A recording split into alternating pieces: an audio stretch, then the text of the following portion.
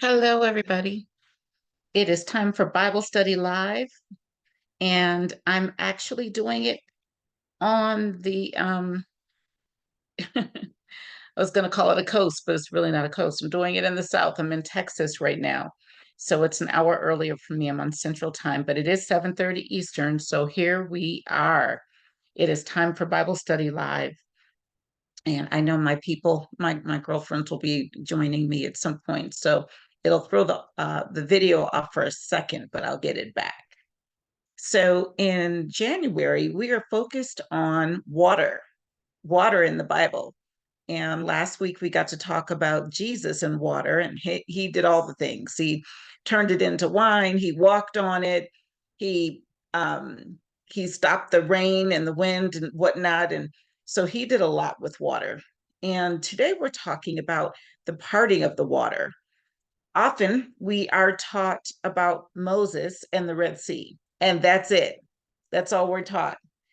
But there were multiple occurrences of the waters being parted in the Bible.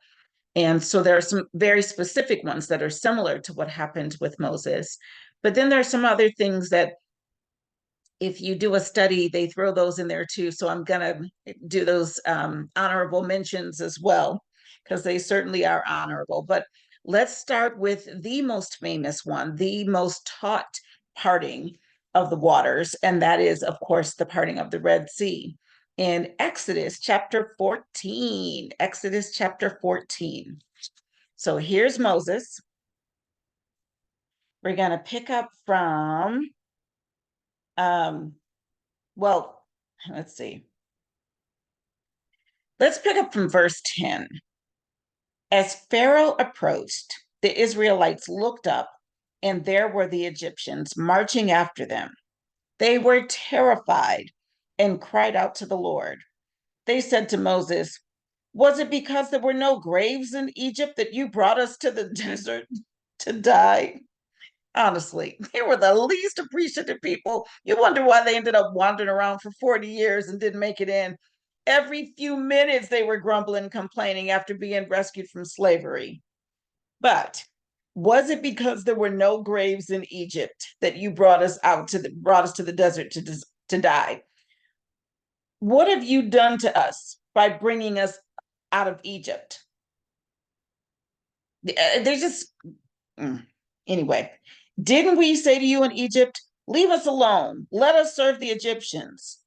It would have been better for us to serve the Egyptians than to die in the desert. Moses answered the people, "Do not be afraid. Stand firm, and you will see the deliverance of the Lord." Excuse me. You will see the deliverance the Lord will bring you today.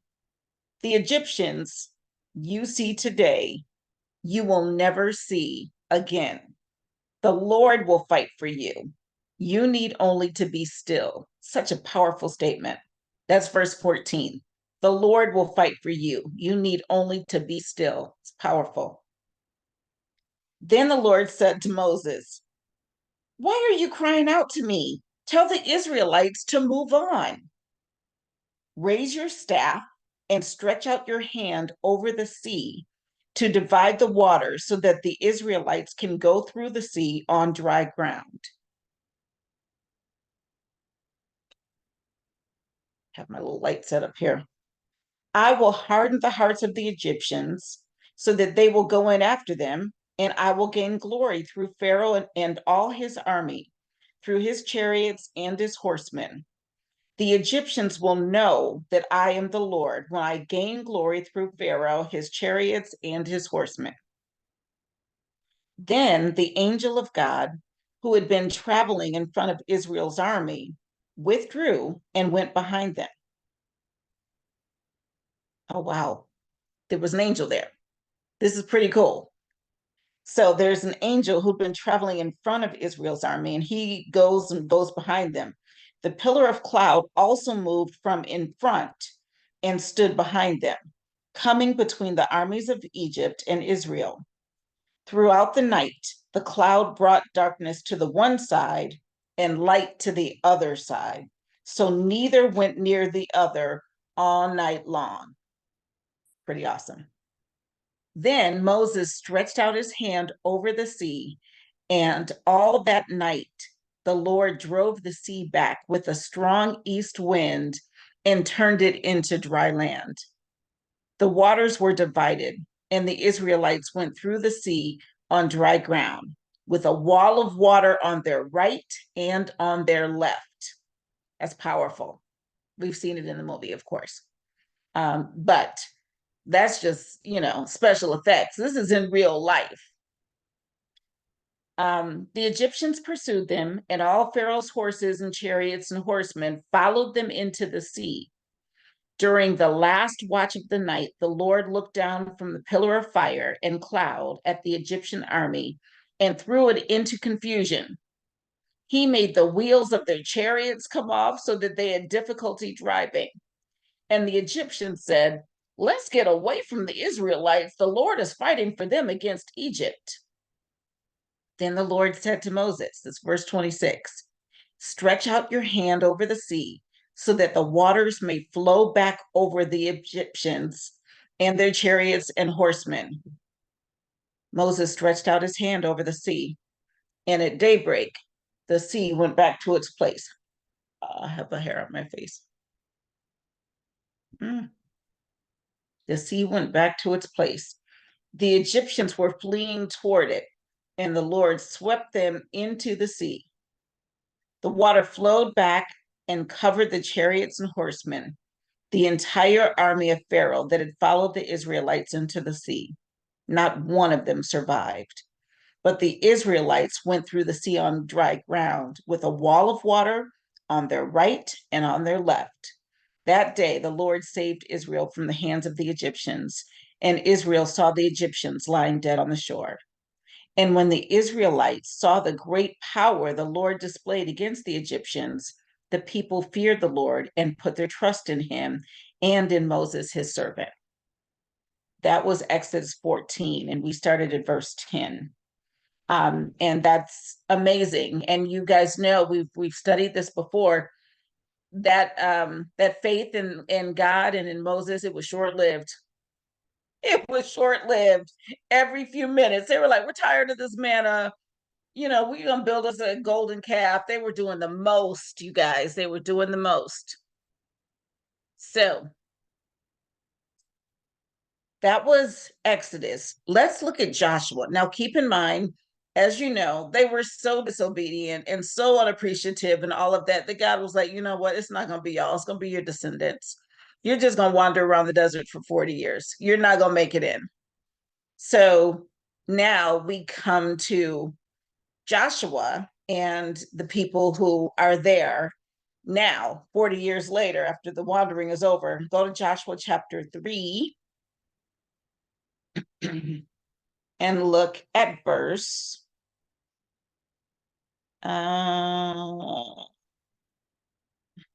let's go to verse 5. Joshua told the people, "Consecrate yourselves, for tomorrow the Lord will do amazing things among you."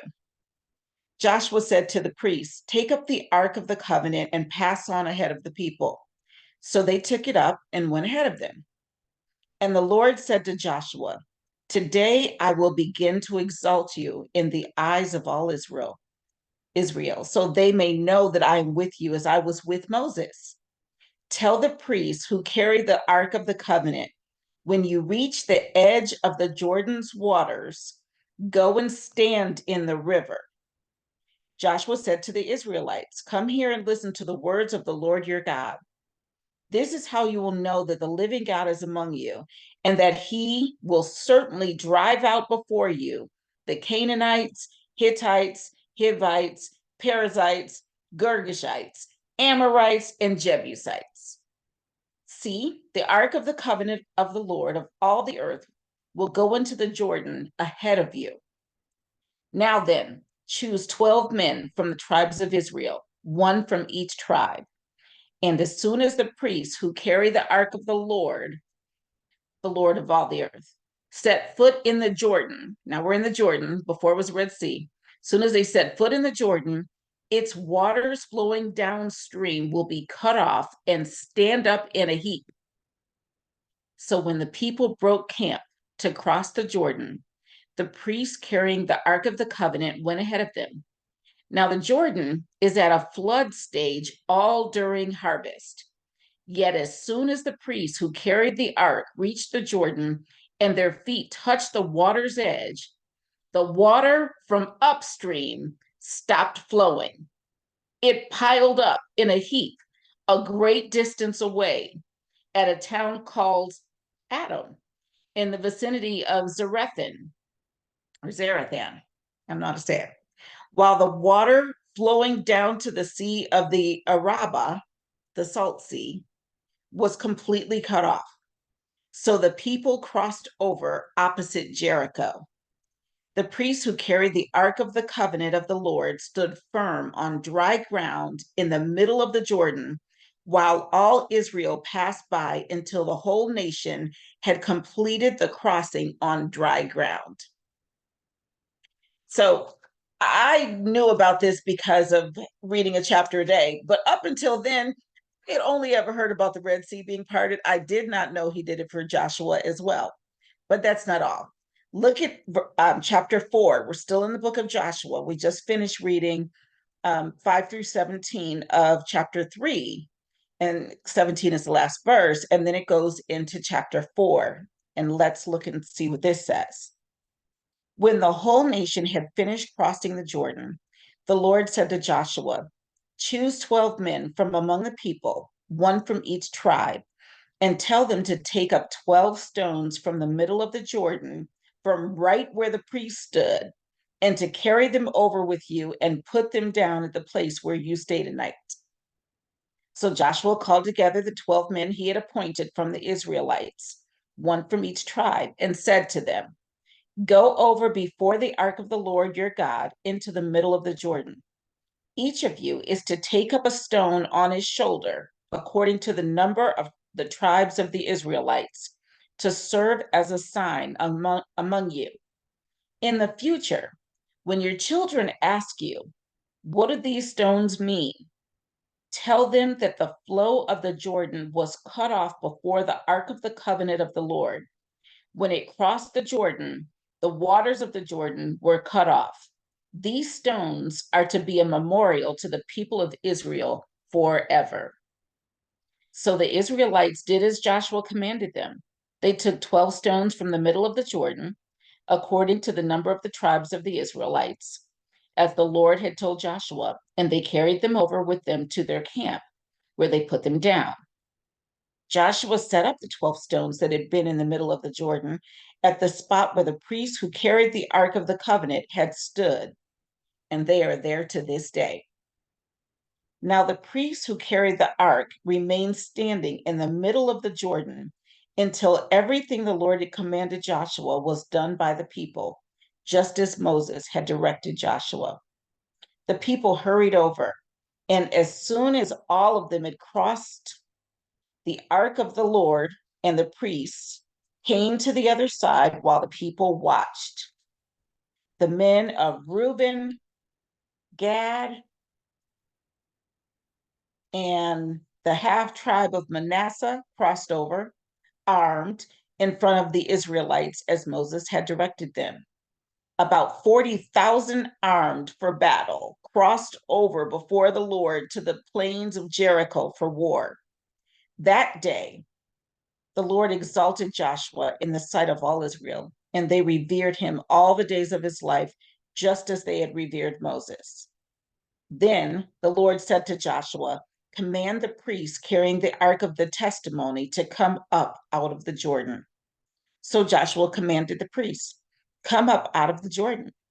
And the priests came up out of the river carrying the ark of the covenant of the Lord. No sooner had they set their feet on the dry ground than the waters of the Jordan returned to their place and ran at flood stage as before. That took us through verse 18, chapter 4 of Joshua 1 through 18. So, I mean, water was just standing still, y'all. It was just standing still, miraculously. So that's the Red Sea, that's the Jordan River. And so Red Sea with Moses, Jordan River with Joshua. Now let's go to Second Kings. This is not it. Like, that's what honestly, I know about the Red Sea. I didn't know all these other things. So go to Second Kings chapter 2, and let's take a look. I'm actually going to read the entire, it's such a powerful chapter. It's a short chapter about Elijah and Elisha. So Elijah, as you know, was a powerful prophet, and his successor was Elisha. So here's what it says in 2 Kings chapter 2, starting at verse 1. When the Lord was about to take Elijah up to heaven in a whirlwind, Elijah and Elisha were on their way from Gilgal. Elijah said to Elisha, "Stay here. The Lord has sent me to Bethel." But Elisha said, "As surely as the Lord lives and as you live, I will not leave you." So they went down to Bethel. The company of the prophets at Bethel came out to Elisha and asked, "Do you know that the Lord is going to take your master from you today?" "Yes, I know," Elisha replied, "but do not speak of it." We all been there, right? Okay, we know what's coming. I don't want to talk about it. I don't want to talk about it. Then Elijah said to him, "Stay here, Elisha. The Lord has sent me to Jericho."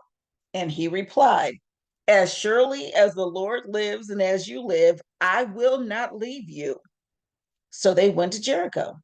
The company of the prophets at Jericho went up to Elisha and asked him, "Do you know that the Lord is going to take your master from you today?"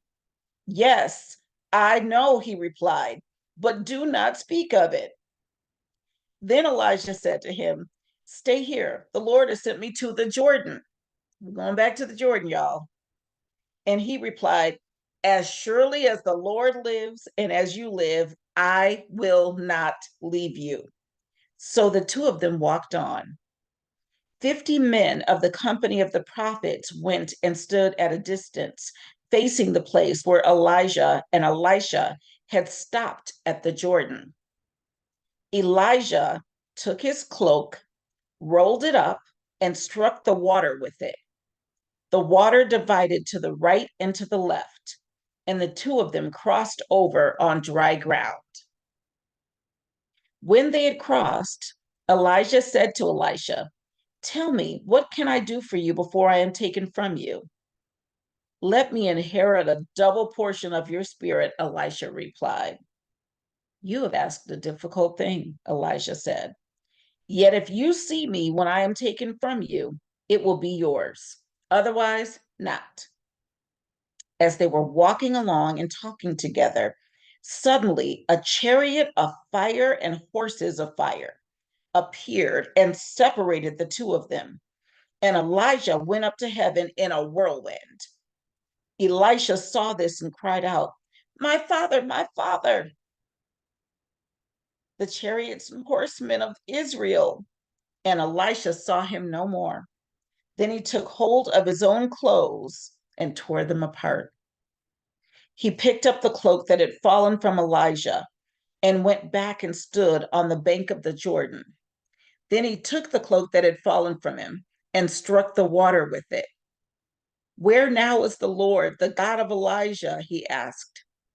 When he struck the water, it divided to the right and to the left, and he crossed over. The company of the prophets from Jericho who were watching said, "The spirit of Elijah is resting on Elisha." And they went to meet him and bowed to the ground before him.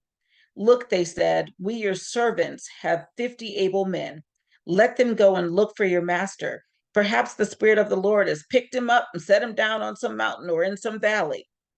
"No," Elisha replied, "do not send them." But they persisted until he was too ashamed to refuse. So he said, "Send them." And they sent 50 men who searched for 3 days but did not find him. When they returned to Elisha, who was staying in Jericho, he said to them, "Didn't I tell you not to go?" The men of the city said to Elisha, "Look, our Lord, this town is well situated, as you can see, but the water is bad and the land is unproductive." "Bring me a new bowl," he said, "and put salt in it." So they brought it to him. Then he went out to the spring and threw the salt into it, saying, This is what the Lord says: I have healed this water. Never again will it cause death or make the land unproductive. And the water has remained wholesome to this day, according to the word Elisha had spoken. From there, Elisha went up to Bethel. As he was walking along the road, some youths came out of the town and jeered at him. Go on up, you bald head, they said. Go on up, you bald head. He turned around, looked at them, and called down a curse on them in the name of the Lord. Then 2 bears came out of the woods and mauled 42 of the youths. And he went on to Mount Carmel, and from there returned to Samaria. I don't know why people decide to mess with God's elect. They just foolish, foolish. Seriously? That's how we're doing it? Anyway, as you just heard, Exodus, the Red Sea, Joshua, the Jordan River, and then the Jordan River again with Elijah and Elisha twice, one over, one back. And even with Joshua, the Jordan River just stayed dry until everything. They come back forth 40,000. They did stones. They did the ark. They did all the things. What some people also consider parting of the waters is one I agree with, and I'll read that one. But one is, and we read this last week, when Jesus commanded the storm, the winds and the rain to calm down. It says when he calmed the storm, they believe that was like parting the water. That's a stretch to me. I mean, it could. I mean, it's parting the water coming from up down, maybe. But in terms of parting a river or a sea and making it dry land, that's completely different. The other one is a little bit similar, but not quite. And that is Jeremiah 51, where he mentions that he's going to do something. The Lord does. If you look at Jeremiah 51, he talks about the Euphrates. And verse 36 says, therefore, this is what the Lord says: see, I will defend your cause and avenge you. I will dry up her sea and make her springs dry. Babylon will be like a heap of ruins, a haunt of jackals, an object of horror and scorn, a place where no one lives. Her people all roar like young lions. They growl like lion cubs. But while they are aroused, I will set out a feast for them and make them drunk, so that they shout with laughter, then sleep forever and not awake, declares the Lord. I will bring them down like lambs to the slaughter, like rams and goats. How Shishak will be captured, the boast of the whole earth seized. What a horror Babylon will be among the nations. And again in verse 42, the sea will rise over Babylon, its roaring waves will cover her. And apparently, that's exactly what happened in 539 BC under the leadership of King Cyrus the Great. So, same kind of thing. The water dried up, and I'm not sure. I don't know where that account is, but somebody who's researched this said that's exactly what happened. So, last but not least, you guys, the one that I do have to acknowledge is a parting of the water. We have to acknowledge where it began. So we go back to Genesis 1, when he first created it. So go to Genesis 1, and we're going to read verses 6 through 10. It says, and God said, let there be an expanse between the waters to separate water from water. So God made the expanse and separated the water under the expanse from the water above it. And it was so. God called the expanse sky, and there was evening and there was morning the second day. And God said, let the water under the sky be gathered to one place, and let dry ground appear. And it was so. God called the dry ground land, and the gathered waters he called seas. And God saw that it was good. So that really is the parting of the waters, making it, parting this way so that there's sky, and then parting on the earth so that there's dry ground and there's seas. So that's where it began, the parting of the waters. It's never been hard for him. He's been doing it since the world began. So that was Genesis chapter 1, verses 6 through 10. And that's the parting of the water. So I do want to know, um, were you aware of all of the parting? Did you know that the Jordan was parted by Joshua as well as by Elijah and Elisha? Did you know about that, or did you only know about the Red Sea? Anyway, that is tonight's Bible study. I've been having Zoom issues. I don't know if my sisters tried to get in. Last time they struggled to get in, so I missed them tonight, my sweet sisters, and they just might be busy. But it's very rare that I do a whole Bible study without one of my sisters on the call. So I hope everybody's fine. And I could have gotten it wrong. I don't know what time it is. I think that I'm doing it at the right time. I think I am. I'm pretty sure that it was 7:30. That I started it at 7:30 Eastern. I hope so. Anyway, if I'm wrong, if it's really 6:30, then I missed everybody. So I actually don't even know what time it is, y'all. And I'm using my phones as lights. It says 6:57. So I know that my time on my phone is already central. So anyway, it was good to see you at Bible Study Live, and I will see you again next week. We'll continue our study of water. Have a great night. Bye, everybody.